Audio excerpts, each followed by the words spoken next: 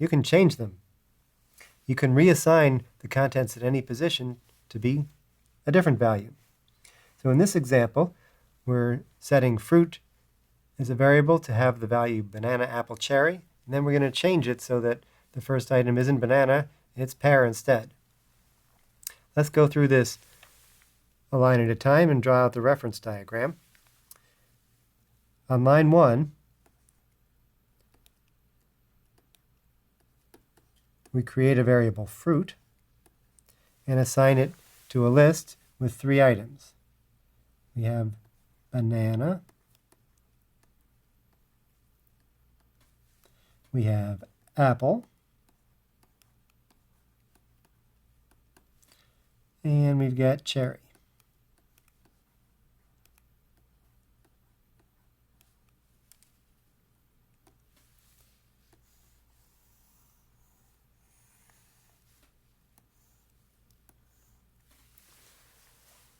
If we print it out, we'll get banana, apple, and cherry. Then we'll get to line 4, where we're going to change the value in one of these positions. Now, you've previously seen indexing into lists. Lists have positions like 0, 1, and 2. And so fruit square bracket 0 is referring to this position that currently has banana. On line 4, we're not just referring to fruit square bracket 0. We are changing the value of fruit square bracket 0. We're making fruit square bracket 0 equal to a new value. So that has the effect of replacing the old value with a new one. We cross out banana and we add a new value, pear.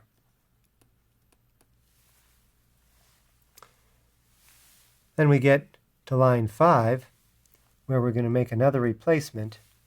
In this case, we're replacing at position -1, just as we did for looking up values in a list by position 0, 1, 2, or from the end, position -1, position -2, position -3, we can assign to those positions.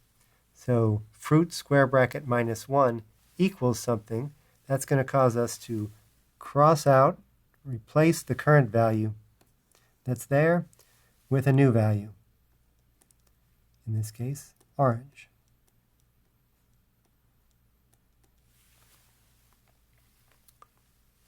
So let's try running this.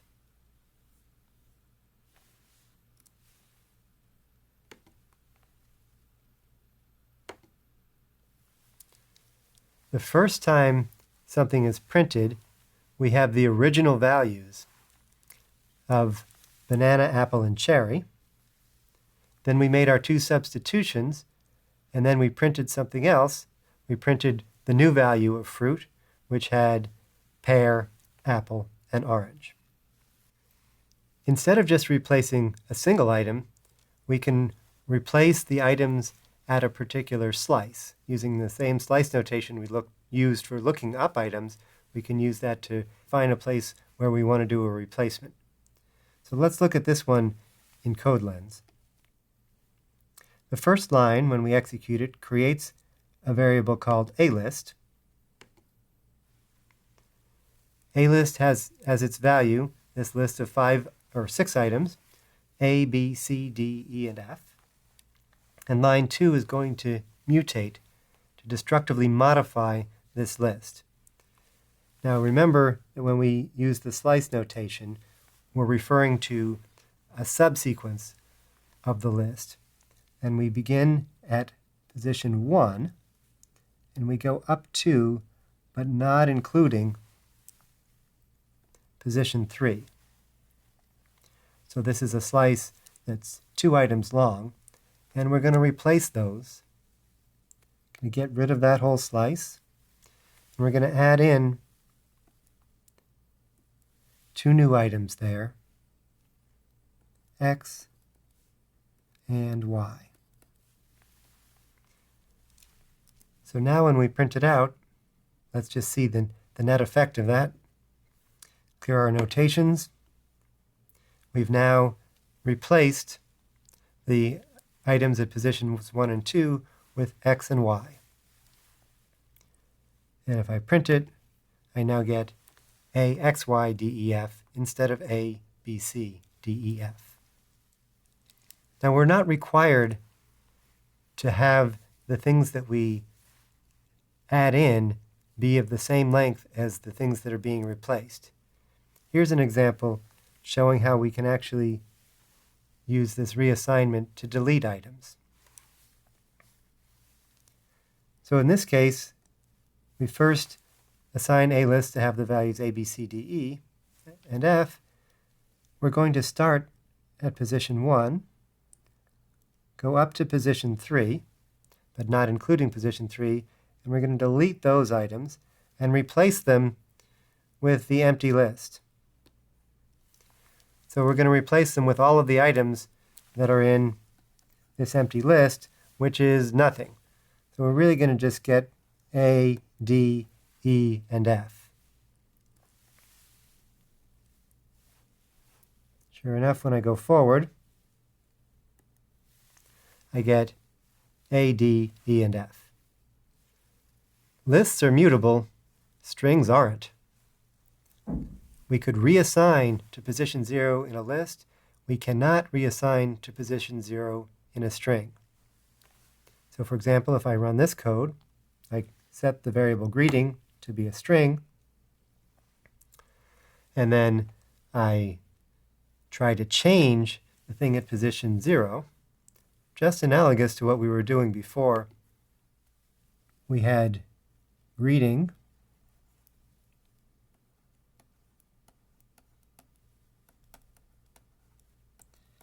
bound to this string.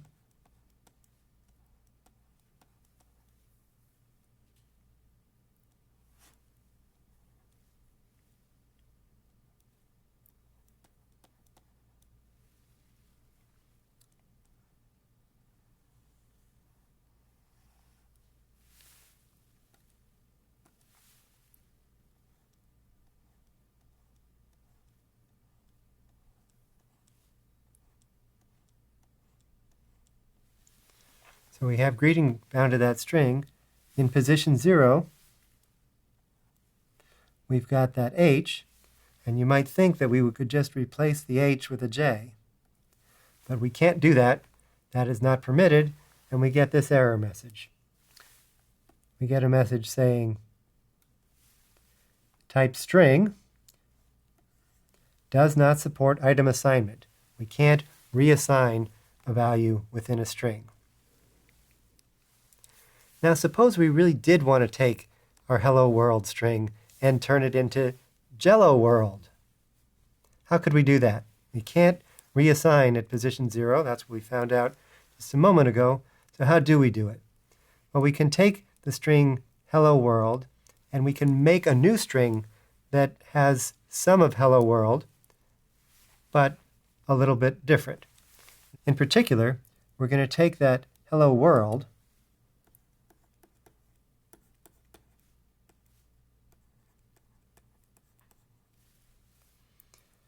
and we're going to start at position, so this is position 0, position 1, 2, 3, and so on. We're going to start at 1 and go all the way to the end. That's what it tells us when we say greeting square bracket 1 colon. Greeting is the name of our variable.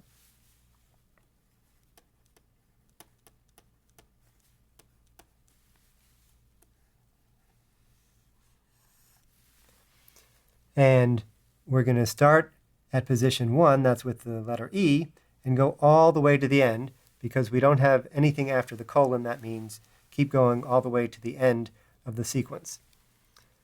So that gives us hello world. And if we take hello world,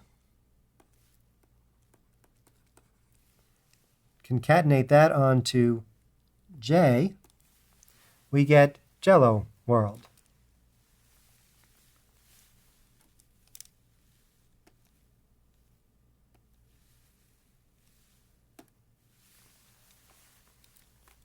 And there we have Jello World.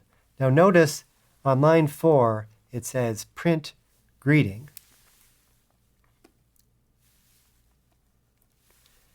Greeting is still hello world.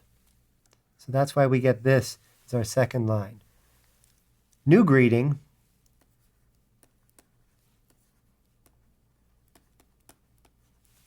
was bound to our new string Jello World, and that's why we get this printed out. So you can't change the original string Hello World, but you can make a new string using a lot of the letters from Hello World and just concatenating them onto a new first letter. Here's an example of concatenating together a bigger string from parts. Let's show this one in CodeLens. We first start with a small phrase, many moons. We want to expand that, so we define a new string that has many moons plus some more letters. So we still have the old variable phrase, but we have an additional variable now called phrase expanded. And we can keep doing that. We can make it even longer. That's what's going to happen in step 3.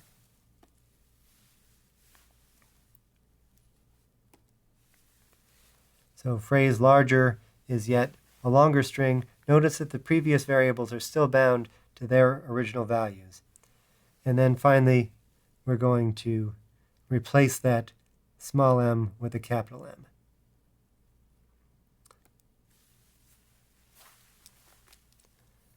So you'll be assembling longer strings from shorter strings in this way, and it'll let you put variables in the middle of your strings to generate slightly different strings each time.